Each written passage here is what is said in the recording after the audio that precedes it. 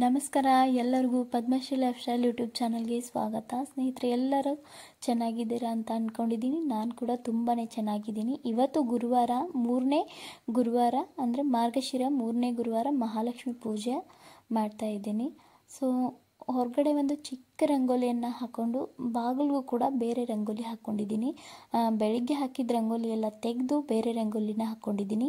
ಇನ್ನು ಪೂಜೆ ಮಾಡುವಂಥ ಸ್ಥಳದಲ್ಲಿ ಅಷ್ಟೈಶ್ವರ್ಯ ರಂಗೋಲಿಯನ್ನು ಹಾಕಿದ್ದೆ. ಇನ್ನು ಮೊದಲು ಸಾಯಂಕಾಲ 6 ಗಂಟೆ ಆಗಿತ್ತು. ಮನೆ ದೇವ್ರ ಮುಂದೆ ದೀಪವನ್ನು ಹಚ್ಚಿ ನಾನು ಪೂಜೆಯನ್ನು ಶುರು ಮಾಡ್ತಾ ಇದ್ದೀನಿ. ನೋಡ್ಬೋದು, ರಾಯರು ಕೂಡ ದೀಪದಲ್ಲಿ ಹೂವನ್ನು ಪ್ರಸಾದವಾಗಿ ಕೊಟ್ಟಿದ್ದಾರೆ. ಅದು ಕೂಡ ತುಂಬಾ ಶುಭ ಸೂಚನೆ.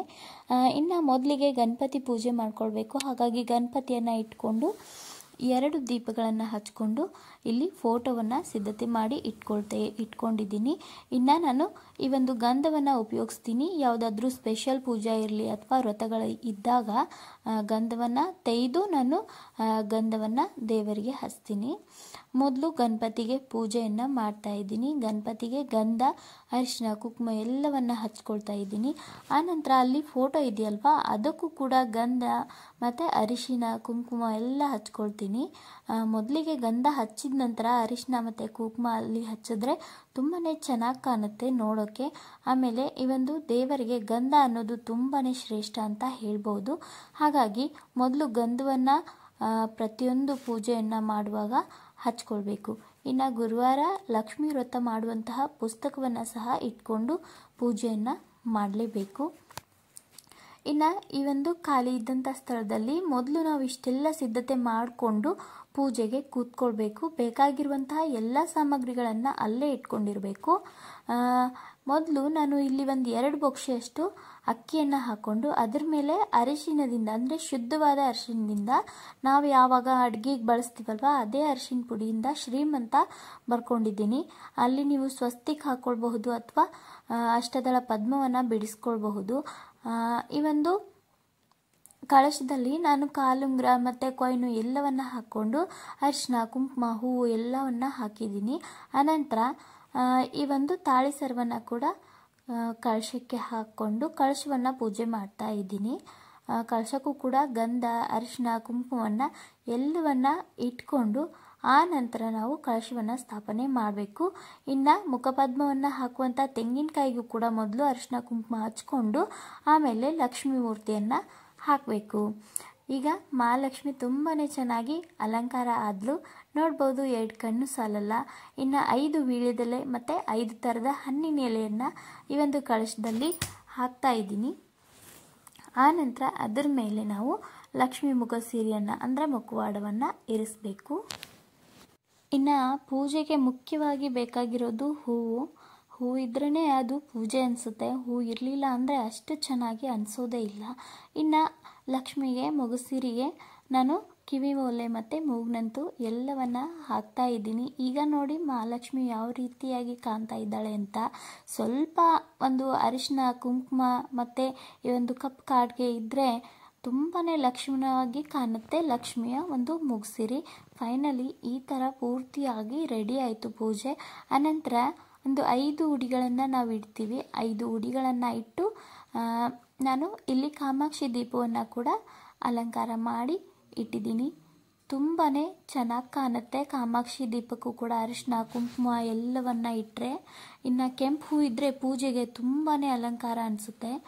ಆನಂತರ ಎಲ್ಲ ಪೂಜೆ ರೆಡಿ ಆದ ನಂತರ ಗಣಪತಿಗೆ ಊದ್ಬತ್ತಿಯನ್ನು ಬೆಳಗಿ ಆನಂತರ ಲಕ್ಷ್ಮಿ ಫೋಟೋಗಾಗಲಿ ಲಕ್ಷ್ಮಿ ಮಹಾಲಕ್ಷ್ಮಿಗಾಗಲಿ ಊದ್ಬತ್ತಿಯನ್ನು ಬೆಳಗ್ತಾ ಇದ್ದೀನಿ. ಯಾಕೆಂದರೆ ಗಣೇಶನಿಗೆ ನಾವು ಕೇಳ್ಕೊಳ್ಳೋದಿಷ್ಟೇ, ನಾವು ಮಾಡುವಂತಹ ಪೂಜೆಯಲ್ಲಿ ಯಾವುದೇ ಲೋಪದೋಷ ಆಗಬಾರ್ದು, ಯಾವುದೇ ವಿಘ್ನಗಳು ಕೂಡ ಬರಬಾರ್ದು ಅಂತ ಅಷ್ಟೇ.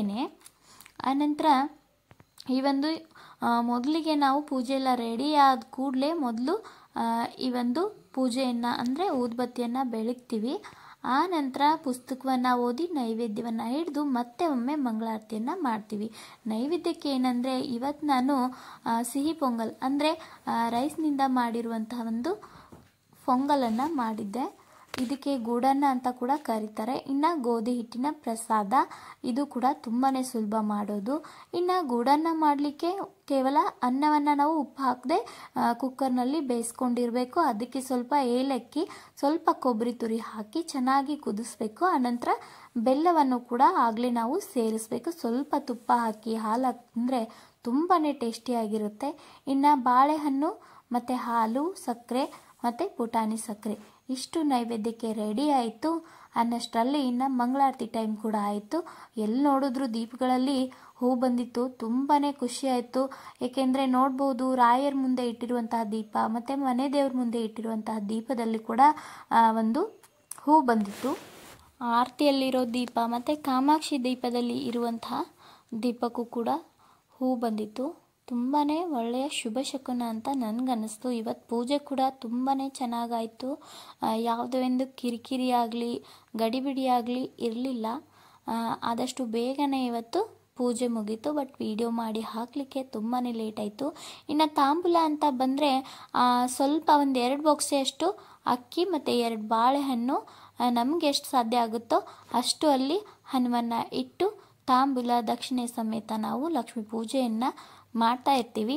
ಈ ಒಂದು ತಾಂಬೂಲಕ್ಕೆ ಇಟ್ಟಂತಹ ಹಣವನ್ನು ನಾನು ದೇವರಿಗೆ ಅಂತ ಏನಾದರೂ ತೆಗೆದುಕೊಳ್ಳಲಿಕ್ಕೆ ಹಣವನ್ನು ಕೂಡಿಡ್ತಿರ್ತೀವಲ್ವ, ಅದರಲ್ಲಿ ಸೇರಿಸ್ತಾ ಇರ್ತೀನಿ. ನೋಡ್ಬೋದು. ಸೊ ಆರತಿ ಎಲ್ಲ ಆದಮೇಲೆ ನಮಗೆ ಬಂದಂತಹ ಸ್ತೋತ್ರಗಳನ್ನು ಹೇಳ್ಕೊಂಡು ನಾವು ಪ್ರಸಾದವನ್ನು ಸ್ವೀಕಾರ ಮಾಡಿ ಆನಂತರ ಪೂಜೆಯನ್ನು ಮುಗಿಸಿದ್ವಿ. ಒಂದು 5-10 ನಿಮಿಷ ಲಕ್ಷ್ಮೀ ಮಾತೆ ಮುಂದೆ ಕೂತ್ಕೊಂಡು ಆನಂತರ ನಾವು ಮನೆ ಮಂದಿ ಎಲ್ಲ ಊಟವನ್ನು ಮಾಡಿದ್ವಿ. ಇಲ್ಲಿಗೆ ಇವತ್ತಿನ ವಿಡಿಯೋ ಕಂಪ್ಲೀಟ್ ಆಯಿತು. ಸೊ ಸ್ನೇಹಿತರೆ, ವಿಡಿಯೋನಾದರೂ ಇಷ್ಟ ಆಗಿದ್ದರೆ ವಿಡಿಯೋನ ಲೈಕ್ ಮಾಡಿ ಮತ್ತು ಚಾನಲನ್ನು ಸಬ್ಸ್ಕ್ರೈಬ್ ಮಾಡಿ ಮತ್ತು ಪಕ್ಕದಲ್ಲಿರೋ ಬೆಲ್ ಐಕನನ್ನು ಕ್ಲಿಕ್ ಮಾಡಿ. ನಮ್ಮ ವಿಡಿಯೋದ ಎಲ್ಲ ನೋಟಿಫಿಕೇಷನ್ಗಳು ನಿಮಗೆ ಸಿಗುತ್ತೆ. ಹೋಗಿ ಬರ್ತೀನಿ.